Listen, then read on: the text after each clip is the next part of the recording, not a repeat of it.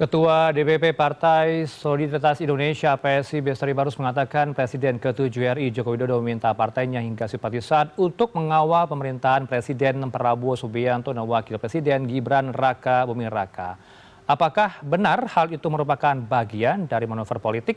Untuk membahasnya sudah bergabung dari luar studio dengan Bestari Barus, Ketua DPP PSI, dan juga Mas Adi Praitno, selaku Direktur Eksekutif dari Parlementer Politik Indonesia. Selamat sore Bapak-Bapak, Mas Adi, Bang Bestari, apa kabar keduanya? Selamat sore Arnav.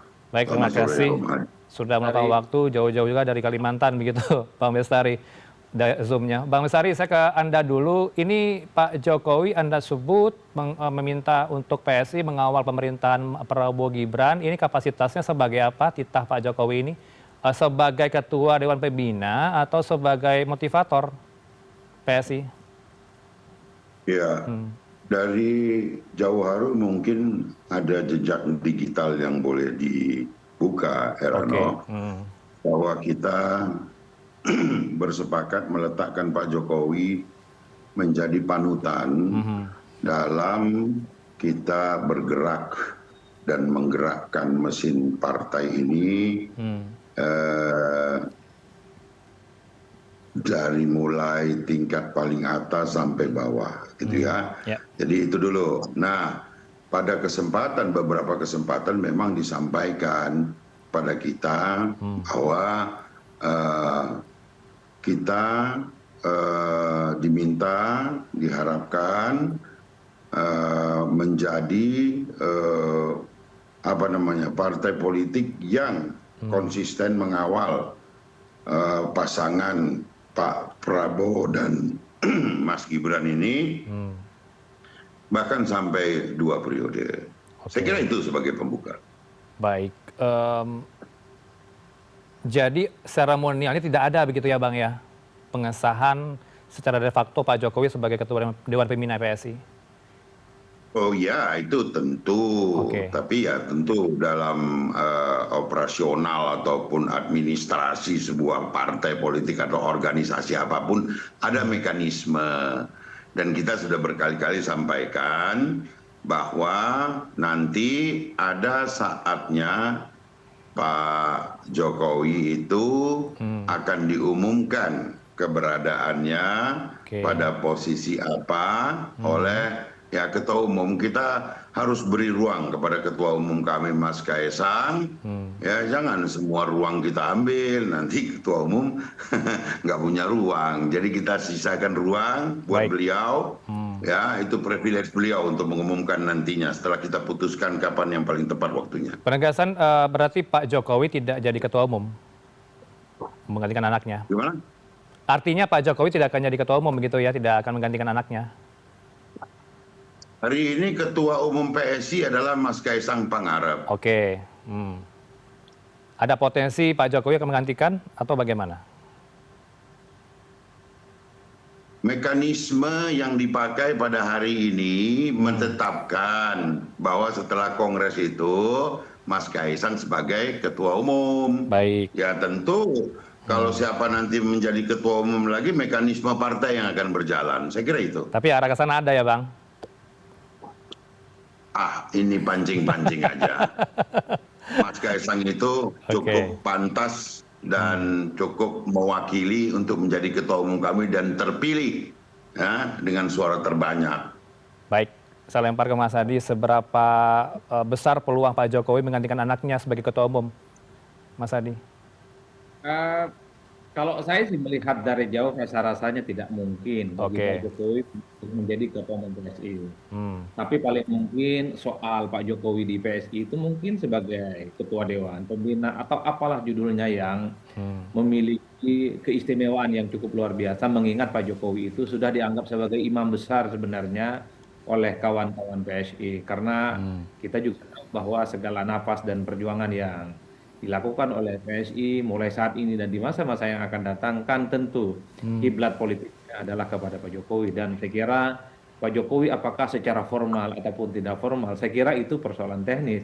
Karena tanpa berjaket PSI sekalipun, tanpa menjadi Ketua Umum sekalipun, Pak Jokowi itu adalah sebagai tempat sebenarnya bagi seluruh kader-kader PSI meminta pendapat, meminta arahan. Tentu saja meminta perintah-perintah yang terukur. Kira-kira strategi apa yang sangat layak untuk dimainkan kan, untuk menghadapi persaingan politik di masa-masa yang akan datang. Jadi bagi saya, Mas Herano, perasaannya sangat mustahil bagi Pak Jokowi untuk menjadi ketua umum PSI ya. Tapi soal kemungkinan jadi ketua Dewan Pembina mungkin berjaket PSI itu sangat mungkin ya. Meski sebenarnya itu hanya persoalan teknis, karena tanpa formal sekalipun ya hari ini PSI itu adalah identik dengan Jokowi. Jokowi ya PSI, PSI ya Jokowi. Tidak bisa dipisahkan satu sama yang lainnya. Iya. Seberapa besar sebenarnya koktail efek atau pengaruh Pak Jokowi terhadap PSI, elektabilitasnya akan meroket kah nanti? Karena kalau melihat sejarahnya beberapa waktu lalu di parlemen gagal. Ya saya kira memang sangat tergantung bagaimana kerja-kerja politik yang dilakukan oleh PSI dan kerja-kerja politik yang dilakukan oleh Pak Jokowi. Karena kalau bicara tentang pileg, karena kalau bicara tentang PSI tentu bicara pileg salah satunya. Salah satu otomi kekuatan politiknya itu kan sangat terletak pada jaring dan struktur politik yang sangat sistematis dan tentu saja sangat koordinatif dari pusat hingga daerah yang bisa dimaksimalkan sebagai mesin politik untuk memenangkan pertarungan. Nah yang kedua sebenarnya kalau bicara tentang mesin partai di pileg, salah satu yang juga sangat menentukan adalah caleg-calegnya yang diusung nantinya. Apakah dengan Pak Jokowi yang terus sangat identik dengan PSI akan begitu banyak tokoh-tokoh penting dari partai yang lain akan bergabung dengan PSI, karena bagi saya ini juga akan turut menentukan soal siapa yang akan diusung oleh PSI menjadi caleg. Kalau kita hitung rata-rata secara umum, pertarungan di pileg itu bukan seperti di pilpres yang head to head dan mengandalkan hanya satu figur. Tapi kalau di ya tentu saja salah satu ujung tombak kekuatan politiknya itu ada pada caleg-caleg yang nantinya akan diusung oleh PSI dan Bang Bestari Barus. Kalau caleg-caleg yang diusung itu adalah mereka yang memiliki daya juang, elektabilitas yang relatif kompetitif, ya PSI akan kuat. Tapi sebaliknya, kalau caleg-caleg yang diusung itu tidak memiliki daya juang dan elektabilitasnya di bawah rata-rata, ya tentu PSI akan semakin struggle menghadapi persaingan-persaingan yang akan datang. Tinggal kita cek Mas ke depan, apakah setelah Pak Jokowi semakin identik dan semakin sering membersamai PSI, akan semakin banyak tokoh-tokoh kunci, mantan-mantan politisi, termasuk kader-kader dari partai yang lain akan bergabung dengan PSI. Karena beberapa waktu yang lalu kita kan juga membaca bahwa PSI sebenarnya sudah begitu banyak mendekati, ya mungkin ini semacam ajakan untuk menjadi bagian dari PSI dengan partai-partai yang lainnya. Nanti kita tinggal tunggu seperti apa gerakan politik. Iya, ke Bang Besarus setelah Nasdem, kemudian ada Partai PAN di situ juga masuk ke dalam partai Anda. Partai mana lagi yang Anda bidik sejauh ini? Ini dulu, bahwa berada atau tidak berada di dalam satu partai politik itu murni hak privat. Dilindungi oleh undang-undang. Maka siapapun yang berkeputusan tetap untuk berada atau tidak berada, patut kita apresiasi. Kalaupun kemudian masyarakat melihat banyak perpindahan ke PSI, tentu ini menggembirakan bagi kami karena menjadi pelabuhan bagi orang-orang baik untuk tujuan baik ke depan bersama PSI. Nah, tentu ini ada yang menyebabkan. Banyak orang bilang, ada apa sih, kenapa sih kok pada banyak yang pindah ke PSI? Ya kami rasa PSI yang baru ini dengan lambangnya yang baru, filosofinya baru, kemudian tagline-nya baru, semua baru, ditambah lagi dengan pewarnaan yang ada di sana Pak Jokowi yang notabene adalah figur yang sangat kuat, menang 5 kali pemilu tanpa jeda, itu mungkin menarik ya untuk menjadi pelabuhan akhir bagi kawan-kawan politisi yang ingin mendharma baktikan dirinya ke depan. Ya, saya kira patut diapresiasi. Dan ini bukan bajak membajak, ini bukan sawah ini arena pengabdian. Mudah-mudahan PSI ke depan bersama rakyat, bersama Pak Jokowi berguna bagi masyarakat bangsa. Ya, kalau Mas Wapres, Mas Gibran, kapan masuk PSI, berjaket PSI ini? Ya kan kembali lagi tadi pada statement saya bahwa berada atau tidak berada di dalam satu partai politik itu murni hak privat. Ya kalaupun nanti Mas Gibran ternyata punya keputusan yang apapun itu, Heranov, ya saya kira patut dihormati. Oke. Seberapa besar peluang koalisi koalisi pemerintah mendukung keinginan dari PSI untuk 2 periode, Bang Bestari? Kami diperintah, boleh dibilang begitu, oleh Pak Jokowi selaku patron yang sangat kami banggakan, kami hormati, untuk mengawal. Oke. Kalau masalah kemudian ada teman-teman dari partai lain yang ada dalam satu koalisi punya harapan yang sama, ya saya kira itu sah-sah saja. Namun kami menetapkan diri, kami ingin mendukung dan berketetapan hati tetap berada di dalam barisan ini Prabowo Gibran, dan insya Allah bahkan sampai 2 periode. Kami belum menggelontorkan alternatif-alternatif lain. Baik. Nah, saya kira itu. Baik, silakan direspon Mas Adi, seberapa besar peluang nanti partai koalisi pemerintah mendukung 2 periode Prabowo Gibran? Karena masing-masing partai koalisi tentu ingin mencalonkan cawapres lain juga.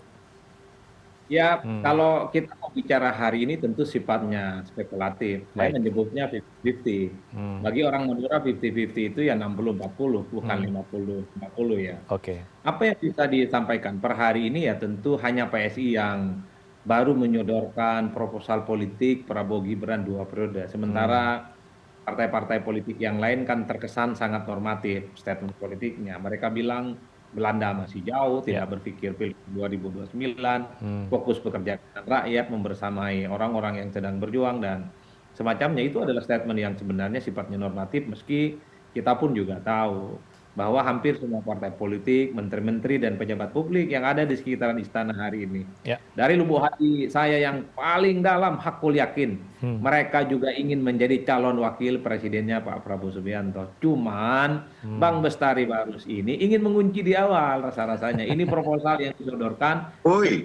sebelum siapa itu? sebelum ada yang lain, kan kayak gitu jalan ceritanya.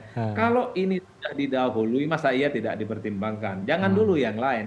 Itu yang sebenarnya dibaca oleh publik. Persoalan nanti apakah proposal 2 periode ini akan dipenuhi oleh Pak Prabowo dan oleh Gerindra, ya tentu kita lihat nanti di 2029. Tapi pada saat yang bersamaan bagi saya, apakah duet ini bisa berlanjut 2 periode Prabowo Gibran? Saya kira memang domainnya adalah domain keputusan elit sebenarnya, Mas Heranov, yaitu keputusan politiknya ada di Pak Prabowo dan ketua umum partai politik koalisi yang ada di pemerintahan hal ini. Cuman Bang Bestari ini belum ngasih bocoran ke saya. Kalau kira-kira duet Pak Prabowo Gibran tidak terjadi untuk yang kedua kalinya di 2029, kira-kira apa yang akan dilakukan oleh PSI dan Pak Jokowi? Itu belum ada bocoran. Kunci di situ tuh. Silakan jawab Mas Bang Bestari, sekaligus close statement Anda. Oke. Pertanyaan itu banyak sekali ditujukan kepada kita gitu.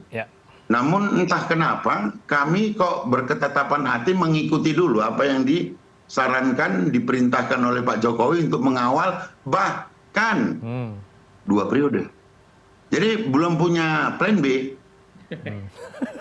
Saya kira itu. Oke. Pak Adi Pray. Bocorannya, Pak. Bocoran dong, iya. Saya juga penasaran nih. Tidak ada. Jadi kami sangat patuh dan taat kepada Pak Jokowi sebagai patron kami, dan kami bersepakat, kami berjalan di atas perintah dan pesan yang beliau sampaikan. Pesan hari ini hanya sampai di situ. Kawal bahkan sampai 2 periode. Oke. Terjawab ya Mas Adi, masih diplomatif nih, jawaban diplomatis sekali dari Bang Bestari. Terima kasih untuk waktunya. Ada tambahan mungkin Mas Adi sebelum closing? Ya, saya kira akan menjadi menarik apakah 2 periode ini akan terrealisasi. Kalau terrealisasi ya saya kira manuver-manuver politik Pak Jokowi, PSI, dan seluruh relawan politiknya ya tidak akan ada. Tapi sebaliknya justru yang paling banyak ditunggu, kalau duet ini tidak terjadi, apa yang akan dilakukan oleh PSI dan Pak Jokowi terkait dengan persaingan politik di 2029. Saya kira di situ memang puzzle politik akan panjang. Kalau Bang Bestari nggak bisa jawab, nanti kita tanyakan ke Bang Ahmad Ali atau Grace Natali nanti di kemudian hari. Saya satu kalimat saja. Apa?